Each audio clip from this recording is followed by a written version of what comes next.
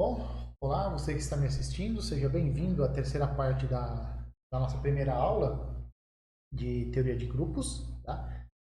Como eu havia prometido nas partes anteriores, na primeira e na segunda parte, nós vamos continuar agora com mais alguns exemplos e nesse vídeo nós vamos apresentar alguns exemplos um pouco menos ortodoxos do que aqueles que a gente viu anteriormente, tá bom? Talvez vocês tenham um pouco mais de dificuldade nesse, não sei, estou aqui só conjecturando. Caso vocês tenham um pouco mais de dificuldade, deem uma pausa no vídeo, pensem um pouquinho a respeito das coisas que eu vou falar aqui. Então, de repente, esse vídeo você vai ter que ter um pouco mais de paciência para você poder visualizar exatamente as coisas que eu quero que você visualize. Tá bom? Bom, como eu já disse, né, então o objetivo é apresentar alguns exemplos um pouco menos ortodoxos daquilo que nós estamos vendo a respeito de grupos. Tá? Bom, vamos começar então considerando uma figura geométrica do plano, do plano, e vamos considerar todas as permutações de x, todas as permutações dessa figura geométrica, que eu vou chamar de conjunto x, né? E esse conjunto X ele é formado por todos os pontos dessa figura. Então, eu vou considerar uma figura e vou considerar todas as permutações do conjunto formado pelos pontos dessa figura. Esse conjunto dos pontos da figura eu chamei ele de conjunto X. Então, são todas as funções. Todas as funções. Tá? Observe que essas funções elas são digitoras. Como são permutações, como nós já vimos, permutações de um conjunto são funções bijetoras. Nós vamos dizer que uma permutação de x ela é uma simetria se essa função ela preserva a distância. Ou seja, se a distância de AB for igual à distância da imagem de A e B, então você diz que essa função aqui, que eu chamei de delta, ela preserva a distância. Tá? Isso significa preservar a distância. Então, uma função delta de x em x preserva a distância se essa igualdade aqui estiver satisfeita. Ou seja, a distância de A até B é igual à distância de delta de A até delta de B. Distância aqui é a distância entre os pontos do plano. Né? Você pode usar ali a distância euclidiana clássica, né? Que é a raiz quadrada de x quadrado mais y quadrado, no caso da distância de xy. Tá? Muito bem. Aqui você pode observar que a identidade, por exemplo, a identidade é uma função que preserva a distância. Por quê? Porque a distância de A até B, se você colocar no lugar de delta aqui a identidade, vai ficar A e B aqui, né? E vai ficar A e aqui vai ficar B. E a distância de AB é igual à distância de AB. Então, a função identidade, de fato, é uma função, é uma permutação, que é uma simetria, porque ela preserva a distância. Bom? Além disso, se você tem duas simetrias, eu chamei elas aqui de delta e tal, se elas são duas simetrias, o que nós vamos mostrar? Que a composta também é uma simetria. Esse é o nosso objetivo, ou seja, nós queremos mostrar que o conjunto das simetrias é fechado para a composição de funções, para a composição de permutações. Tá? E por que isso acontece? Como é que eu vou mostrar que essa composição aqui ela é uma simetria? Bom, eu tenho que calcular a distância desse ponto aqui. Eu pego a composta, aplico no A, pego a composta, aplico no B. Vou calcular a distância desses dois pontos. Se for igual à distância de A até B, então a composta vai ser uma simetria. Tá? Agora, a distância desse ponto até esse ponto é igual a essa distância aqui. É a distância de delta aplicada em tal de A, delta aplicada em tal de B. Por quê? Porque a composta se comporta assim. Né? Você calcula a composta dessa forma. Delta composta com tal aplicado em A é isso daqui. Delta composta com tal aplicado em B é esse outro elemento aqui. A delta, ela é uma simetria. Delta é uma simetria. Então, a distância da imagem por delta é igual à distância desse elemento aqui, desse ponto, até esse outro ponto aqui. Ou seja, vai acontecer isso. Isso acontece porque a delta é uma simetria. Tá? A delta preserva distâncias. A tal, ela também preserva distâncias. Então, a distância da imagem é igual à distância da pré-imagem. Então, a distância de tal de A até tal de B é igual à distância de A até B, porque tal também é uma simetria. E, portanto, olha só, a composta satisfaz a definição de ser simetria. Então, o conjunto das simetrias da figura X é fechado para a composição de funções. Será que a inversa, porque se é uma simetria, né? Para começo de conversa, toda simetria é uma bijeção, é uma permutação, então tem inversa. Aí você pode se perguntar, será que a inversa de uma simetria também é uma simetria? E aí a resposta é sim, tá? Como é que eu vou mostrar aqui que a inversa de uma simetria também é uma simetria? Bom, eu preciso aplicar a inversa no A e a inversa no B. Calcular a distância desses dois pontos. Se isso der a distância de A até B, então a inversa também vai ser uma simetria. Observe o seguinte, que essa distância aqui é igual a essa distância. Por quê? Porque a delta, ela é uma simetria, tá? Então, essa distância aqui é igual a essa distância aqui, tá? Só que delta composta com delta menos 1 dá a identidade. Então, aqui sobra A. E aqui também. Delta composta com a inversa dá B. Então, aqui sobra B. Então, essa distância é igual à distância de AB. E, portanto, a inversa de uma simetria também é uma simetria. A identidade, como nós já vimos, ela é uma simetria, tá? Justamente porque ela satisfaz essa propriedade aqui. Bom, e, além disso, a composição ela é associativa. Por que a composição de simetrias é associativa? Porque a composição de permutações já é associativa. Se você está pegando permutações que são simetrias, você está restringindo o seu conjunto. Ora, se no conjunto grande a operação é associativa, dentro do conjunto menor ela também vai ser associativa. Tá bom? Então, moral da história, o conjunto das simetrias é um grupo com a composição de funções. Perceba que isso é um exemplo, aí que começa o exemplo que eu falei para você que seria menos ortodoxo. Aqui você já está trabalhando com distâncias, com funções que preservam distância e assim por diante. Mas é um exemplo que para a gente é extremamente importante.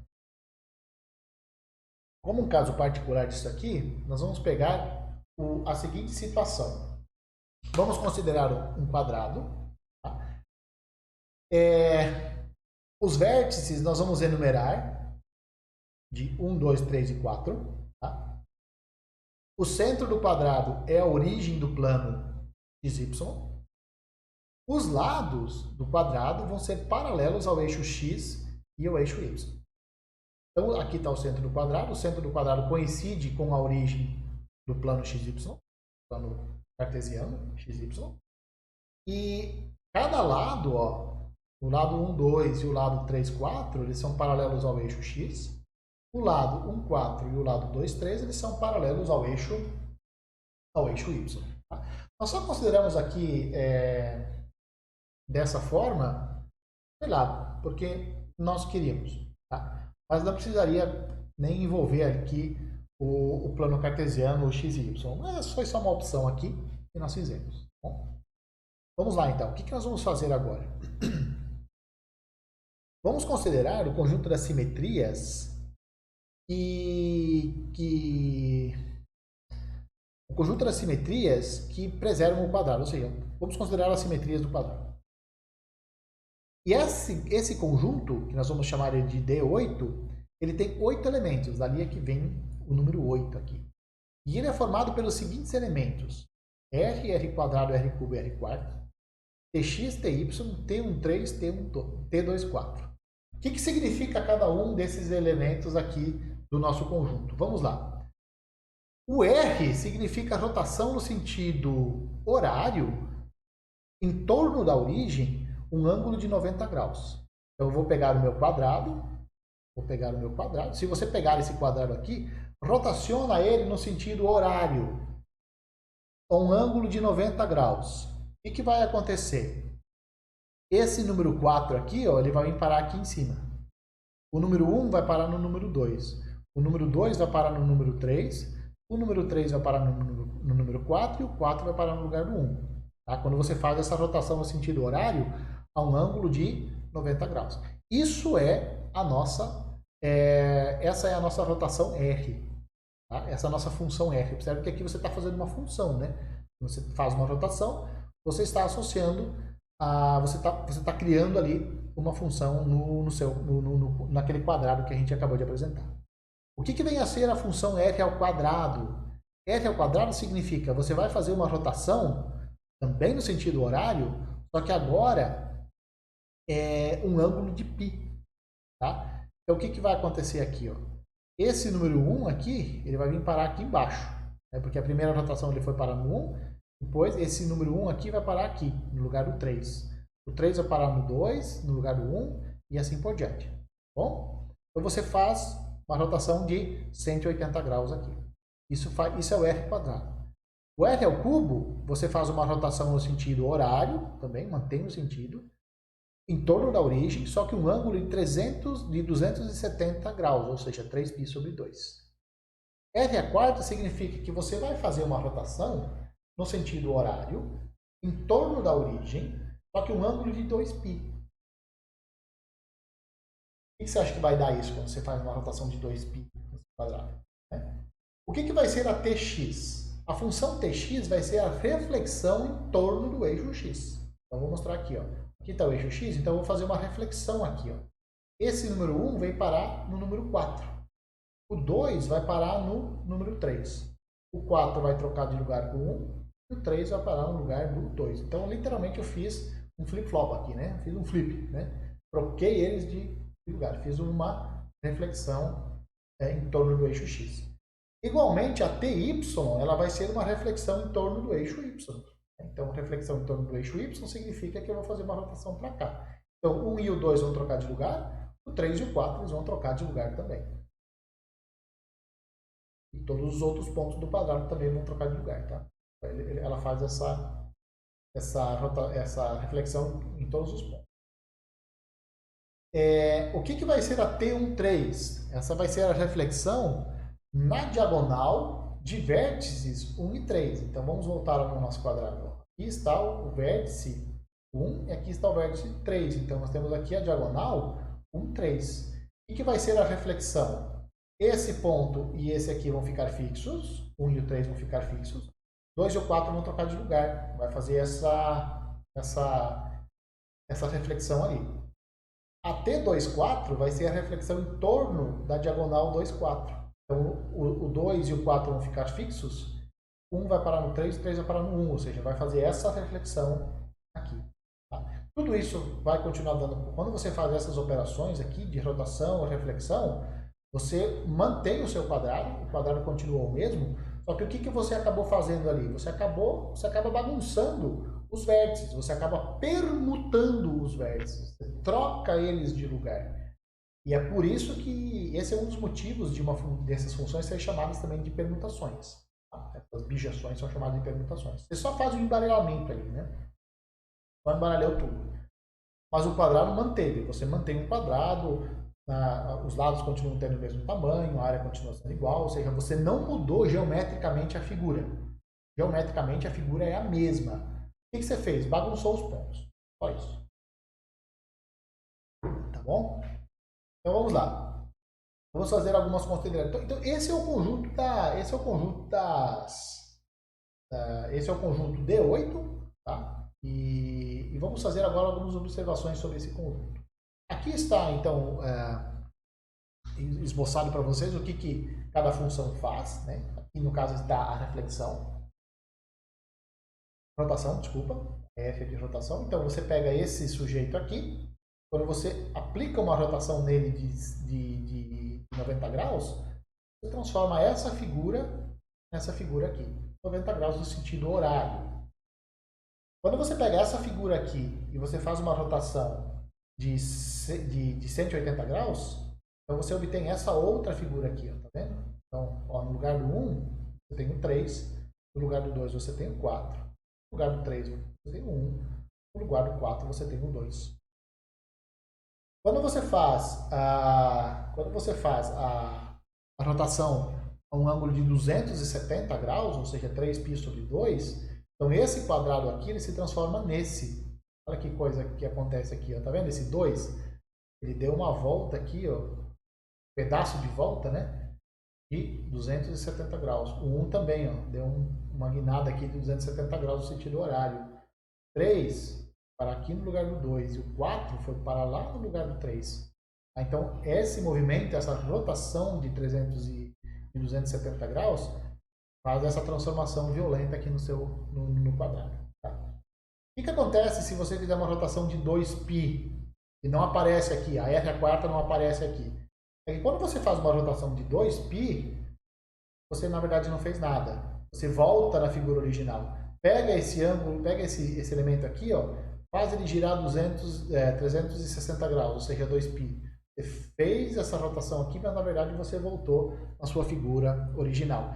Então, o r à quarta, aqui está, o r à quarta, no caso, ele é a identidade. Então, você faz uma rotação de 2π, ou seja, de 360 graus, na verdade você deixou a sua figura parada. Você fez a rotação e a figura não mudou. Qualquer outra rotação que nós fizemos aqui, a figura muda. Os vértices trocam de lugar, tá? Continua dando um quadrado, mas com vértices bagunçados, com os pontos bagunçados aqui. Bom? Então, houve uma mudança. Houve uma mudança na posição dos vértices, por exemplo. Tá? E quando você aplica a r à quarta, que é a rotação de 360 graus, então você não tem nenhuma mudança acontecendo e, portanto, isso é a identidade.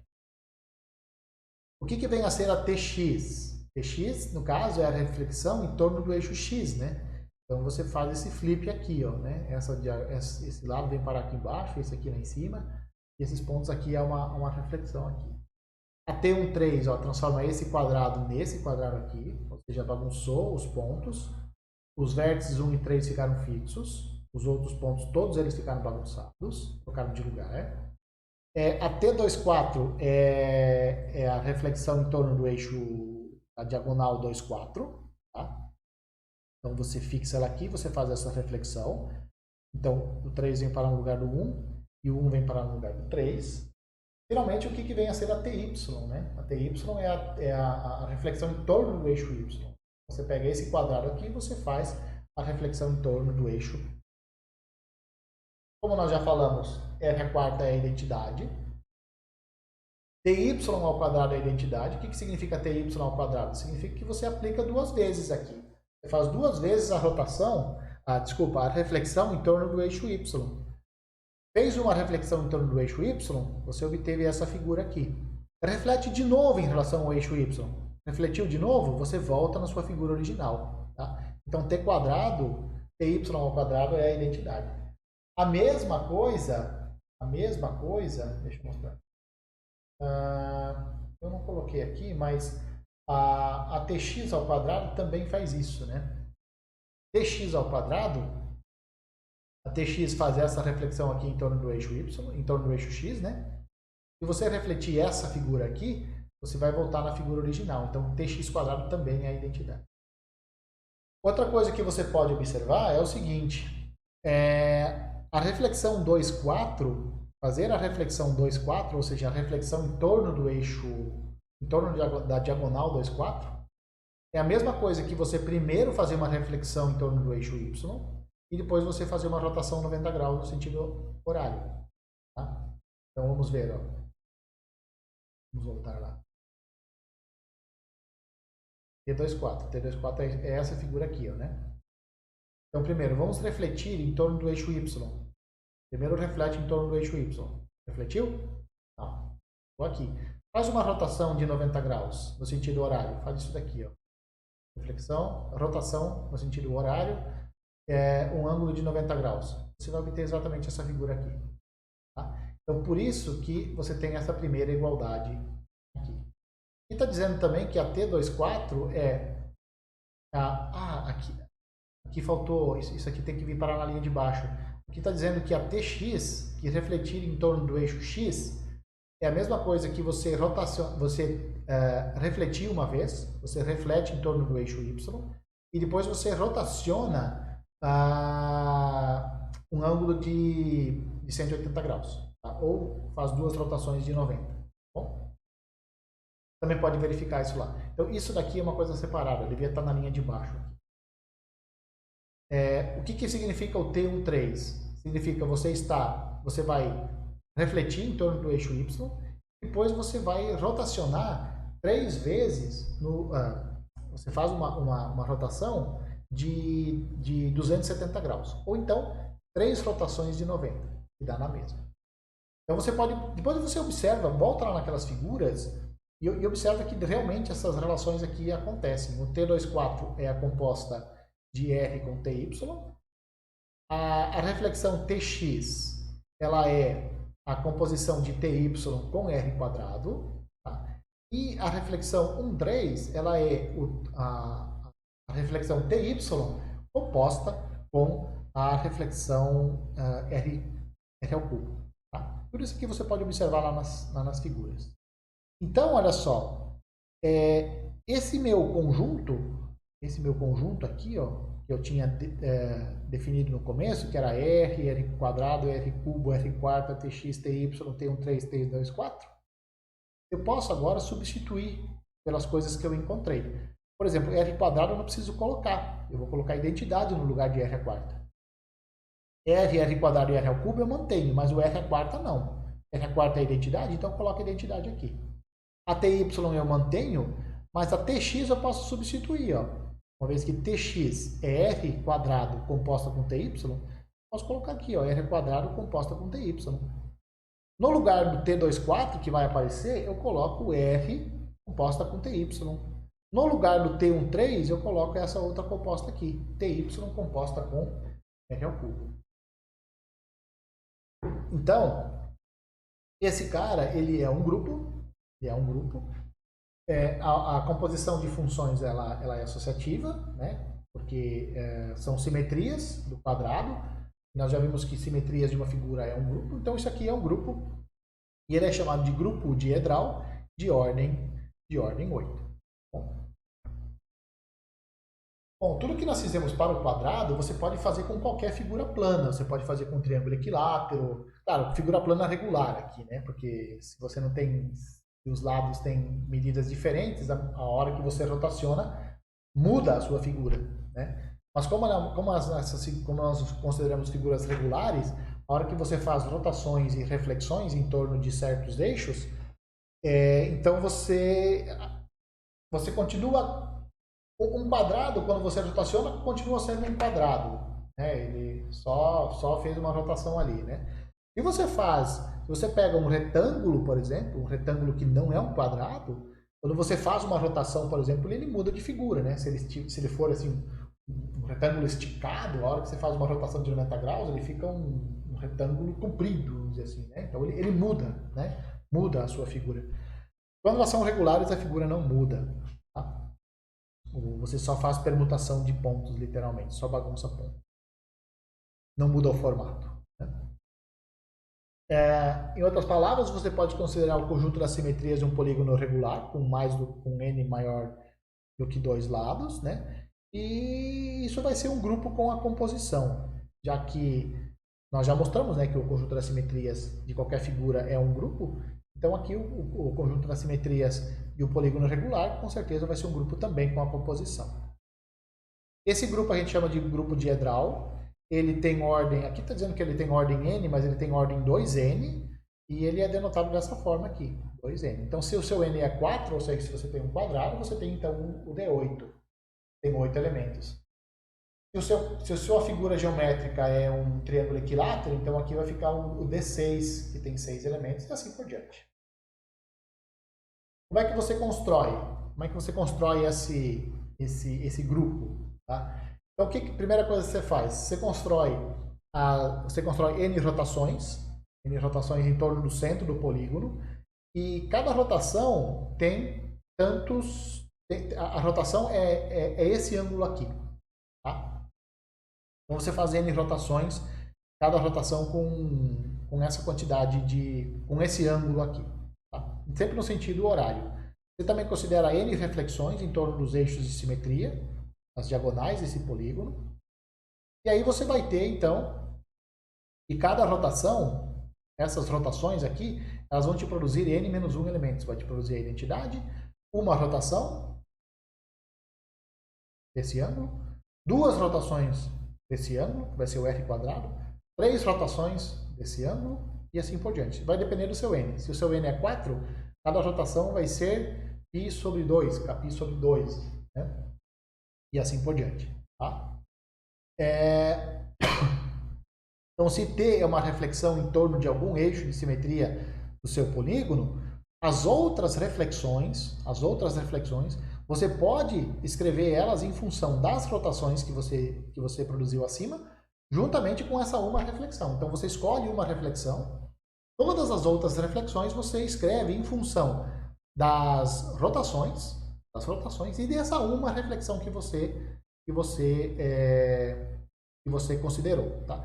E aí você vai ter esse conjunto aqui, esse conjunto formado por N rotações e por mais essas N rotações composta com uma translação, uma reflexão. Certo? Aqui o Rn da identidade, T quadrado da identidade também. Uma coisa que você pode observar é que se você compõe uma rotação com a reflexão, isso é a mesma coisa que refletir uma vez e rotacionar n menos uma vezes. Tá? Isso aqui você pode ver com a sua figura. Ou seja, você tem essa igualdade aqui, uma vez que